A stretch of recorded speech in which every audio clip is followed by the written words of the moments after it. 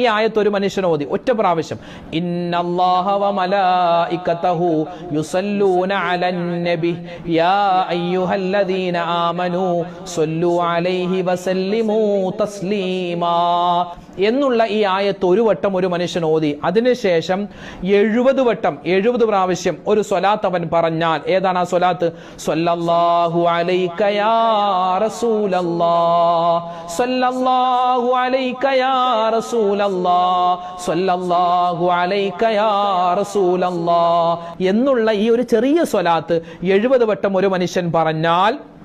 അവൻ ഈ സ്വലാത്ത് പറയുന്ന സമയത്ത് ഒരു മലക്ക് ഇറങ്ങി വരുന്നതാണ്. ഒരു മലക്ക് ഇറങ്ങി വന്നിട്ട് ആ മലക്ക് ആ സ്വലാത്ത് ചൊല്ലുന്നവനോട് പറയും, എടോ